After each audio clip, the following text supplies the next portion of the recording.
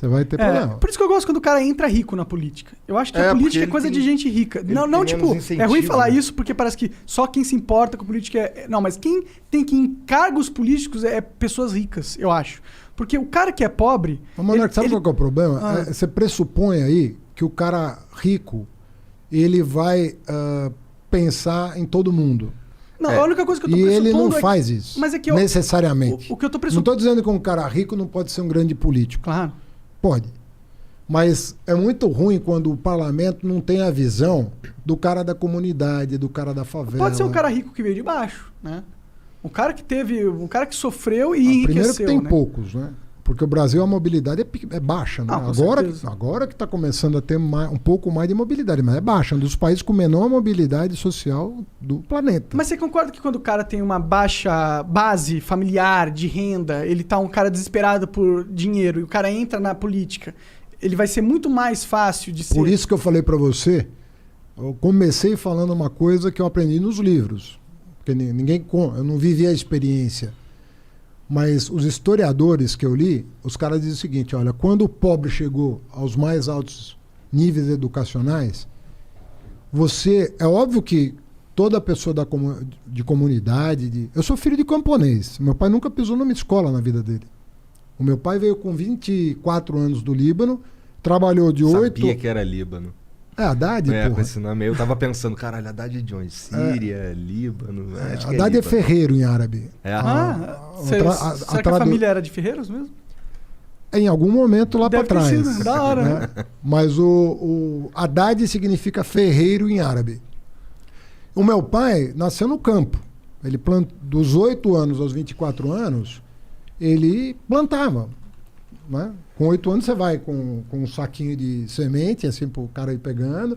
Aí você vai crescendo, você vai até chegar o momento que você faz tudo no campo. Veio para cá, foi morar no interior de São Paulo, numa cidade que hoje tem 10 mil habitantes, chamada Uchoa. Uma cidade lá para o lado de Rio Preto. E com 30 anos mudou para a capital. Aí conheceu minha mãe, aí foi ser comerciante e tal. Meu pai nunca pisou numa escola. Entendeu? Isso não significa que ele daria um grande deputado, meu pai. Meu pai era um grande cara, um cara com um senso de justiça enorme, assim. Odiava a coisa errada, sabe? E educou os filhos daquele jeito como se educava mesmo, né? Ó, tem o certo e tem o errado, meu chapa. Uhum. E não tem meio certo. Tem o certo e tem o errado. Meu pai era filho de padre ortodoxo. Os padres ortodoxos são cristãos, mas não são celibatários. Podem casar. Podem transar à vontade. Pode. À vontade eu não sei. É bom. Se eles quiserem, conseguirem, sei lá. Mas pode depois de casado? Pode constituir família. Pode ter família, pode ter essas coisas. Tanto é que meu pai tinha 6 irmãos. Mas então é aquela educação muito rígida. Muito rígida. E, cara, se você tem uma boa educação, não importa quantos livros você leu, você vai saber a diferença entre o certo e o errado. E isso é muito importante para tomar uma decisão. Então você pode estar à frente de um governo, à frente de um mandato. Se você recebeu uma educação, você pode ser, sabe, quem for, com dinheiro, sem dinheiro, você vai saber se colocar. Eu não sei, mais ou menos eu concordo com você, porque eu acho que todo mundo tem um preço. Eu acho que, dadas as circunstâncias, a gente é humano no final das contas, entendeu? Dadas as circunstâncias, no momento certo, na hora certa, com a fragilidade certa, com as coisas externas certas, todo mundo sucumbe às vezes. Infelizmente, eu conheci mais rico com preço do que pobre com preço. Te juro. Faz sentido. Eu conheci na vida mais rico com preço do que pobre com preço. Porque o rico tá se vendendo e tem dinheiro, então, né? Ele se vende por dinheiro por querer mais. Sim. Sempre mais. Sempre mais. Então, essa idealização que a gente faz de que o rico já tem o dele e, portanto, para que ele vai querer mais? É exatamente, às vezes, o contrário que acontece. Sim. Às vezes você vê o pobre ali manter uma posição firme e falar, não faço, porque minha honra, minha dignidade, minha educação vale mais do que isso, do que às vezes um rico que se vende para ter um pouquinho a mais do que ele já tem. Mas é raro, viu? Eu acho que se pegar um pobre e um rico, eles são todos iguais na questão de ser corrompidos, sabe? Por isso que não pode ter essa distinção. Concordo com você. Por isso que não pode ter essa distinção. Sim. Tem que ter espaço na política para todo mundo, entendeu? Inclusive porque eles vão levar conhecimentos diferentes. Às vezes o cara tá ali... Você fala pro cara do preço do gás, o cara fala... Cara, sabe que eu tinha... Quando eu era bem moleque mesmo, eu falei... Eu cheguei pro meu pai, me lembro desse dia, porque eu mudei tanto desde então. Eu cheguei, pai, o cara não foi jogar a bola porque não tinha dinheiro para pagar a passagem de ônibus. Aquilo para mim era uma coisa que não existia.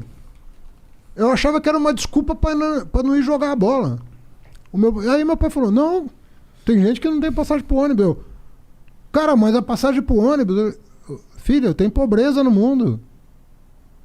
Ou seja, não, às vezes não é de má fé. Às vezes você não conhece. Quando eu comecei a viajar ao Brasil, Monark, porque outra coisa assim, eu conheço São Paulo. Eu moro em São Paulo, você conhece São Paulo? Conheço São Paulo.